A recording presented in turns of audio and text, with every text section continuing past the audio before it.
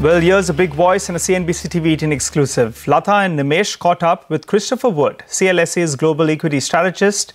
Here, Wood speaks out about the peaking out of emerging market underperformance, the northward trajectory of oil prices, and the underestimation of oil demand from emerging markets.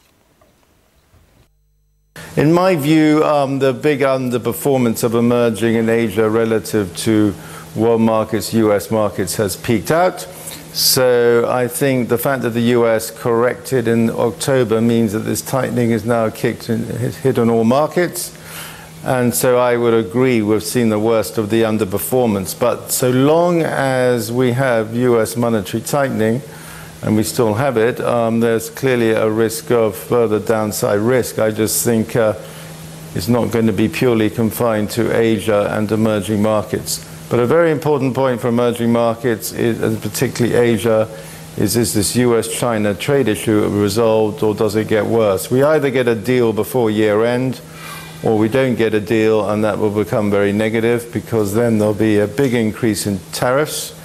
Then I think China will be much less likely to do a deal with the US, and then the risk grows that China gives a signal to its population to stop buying American goods. So that's the risks if we don't get a deal. But my base case is there'll be a US-China trade deal, and the most likely time it's agreed is around the G20 summit, when Mr. Trump's meant to meet the Chinese leader. Krish, what is your base case on crude now? Because I was reading your report, and you clearly suggested that this crude rally which we saw of late is just temporary, and you'll probably see a pullback from there. And actually, crude has pulled back in the last few days. What's the general base case for crude, and what that means for India as well? Over oil, what I believe, I think the biggest risk for India right now are external. That is further appreciation in oil and further appreciation in the dollar. So we've had some relief from oil, but in my view, this correction you've seen in oil is primarily attributed to the U-turn you saw from the US on the Iranian oil issue. 2 months ago, the market was assuming the US was going to enforce these measures extremely aggressively, that people who bought Iranian oil were at risk of so-called secondary sanctions. The US did a total U-turn, and as a result, oil has corrected. But that U-turn is now discounted, and in my view, if demand for oil holds up in the emerging market world, which for now it's clearly doing, there's a significant risk that oil trends higher over the next 12 months. So that, to me, is the biggest risk as regards India. Okay, let's get to another CNBC TV 18 exclusive. My colleague Priya Sheth caught up with Puneet Chhatwal, the MD and CEO of Indian Hotels, about the company's Q2 earnings and the guidance going forward. Listen in. The only hit that we have had to take is in the mark-to-market on certain swaps that were done in 2008 or 9 in excess of $100 million. And with the decline in rupee and the appreciation in dollar, that's something as a one-off which we couldn't do much about. But when it comes to EBITDA margin growth, Q2 has shown north of 80% growth in EBITDA. So I think the fundamental business is very strong.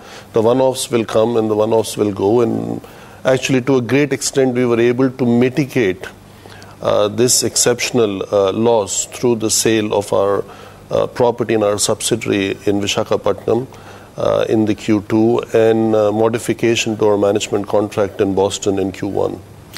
Talking specifically about margins, about 10.3% have been the margins on a consolidated basis and a 400 basis point expansion in margins. Your aspiration is to hit about 19% in terms of margins by the end of this financial year. What more can be done to optimize costs and bring about better revenue efficiencies? I think there is always scope for improvement. You can always keep raising the bar. What we can say, given the knowledge we have of the first half of this year and almost 6 weeks into the second half of the financial year, that the likelihood that we hit what we had set and what we have guided the market on is very, very positive, unless something dramatic happens. So we are on the right path, and over the business cycle, we want actually to achieve 25%.